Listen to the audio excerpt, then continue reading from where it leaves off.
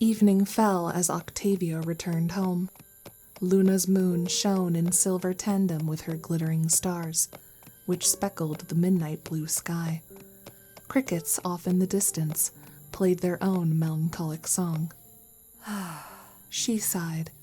After a day of long performances like today, Octavia desired nothing more than to relax with her beloved. She unlocked their front door, pushing it open.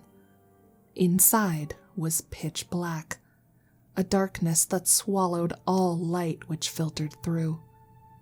Even after this long, Octavia's equine instincts kicked in. Her heart raced, but slowed after a moment of calm, still breaths. These days, Vinyl liked the darkness. Octavia was willing to pay the price of a little fright if it meant her mare friend's comfort. Shutting the door, she waited for her eyes to adjust. Slowly, the faint silhouettes of their furniture and the dark gray of the walls came into focus.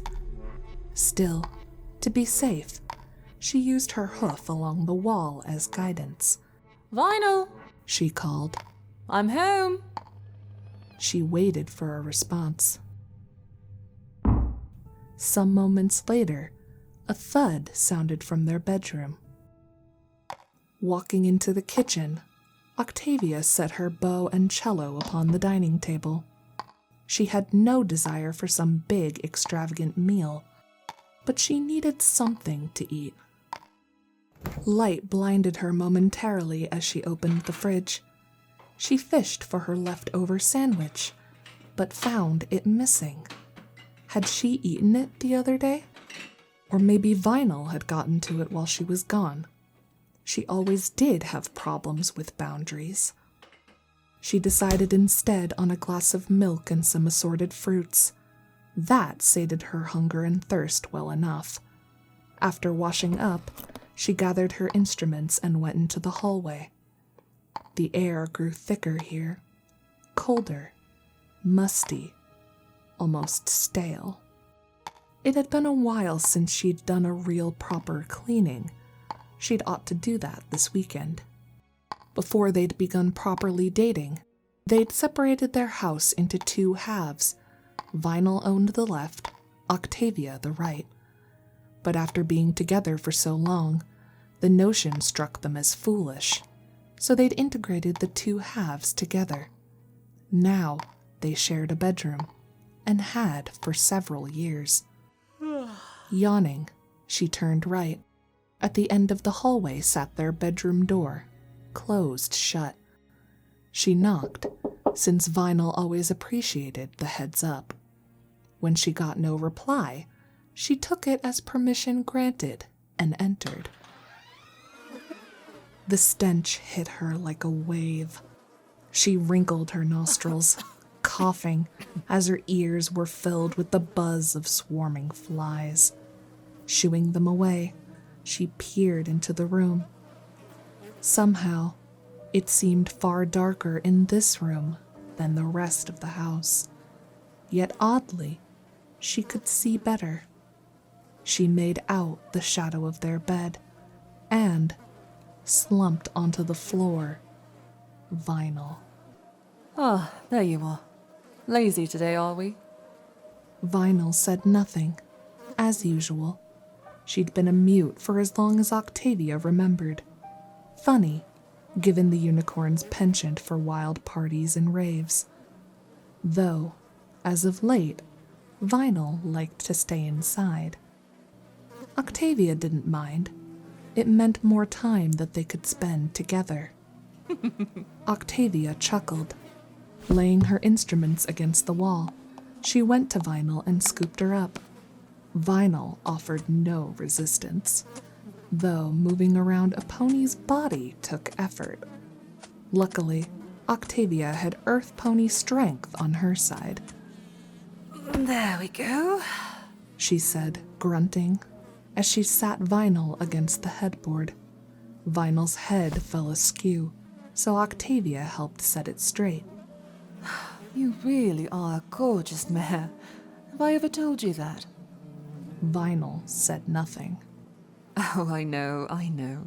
I tell you all the time, but really you are.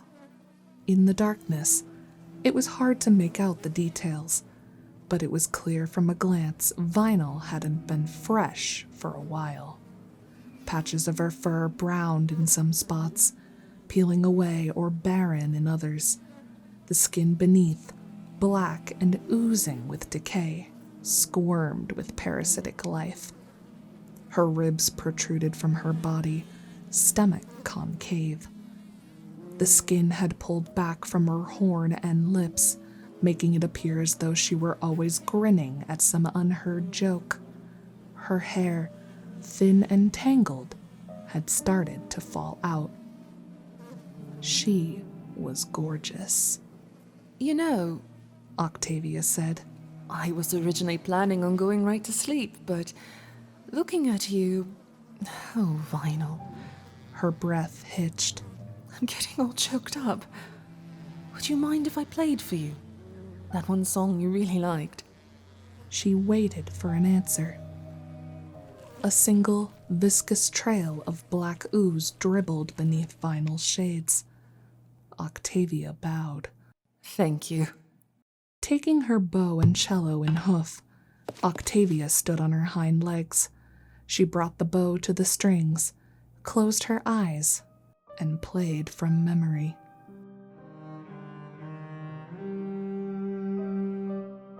The song lasted some 15 minutes. Exhausted as the day had made her, Octavia couldn't let herself falter. Vinyl deserved to be shown appreciation. When she finished, she breathed a sigh of relief. The bow and cello slid from her hooves, too strained to place them down directly. I hope you liked it, she said, smiling.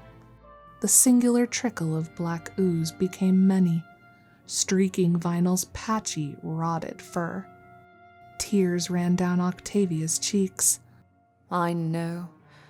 It's a beautiful piece, even were it not for the memories of you. Thank you for letting me play. Vinyl said nothing. Octavia, yawning once more, crawled into bed. She missed having Vinyl's magic to pull the sheets up and over, but she managed on her own well enough.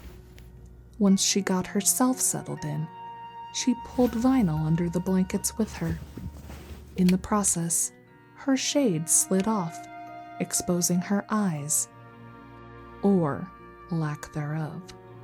Instead, what had been eyes were now two deep, empty sockets. Octavia could stare into them all night. With a final yawn and satisfying pop of her spine, she prepared for sleep.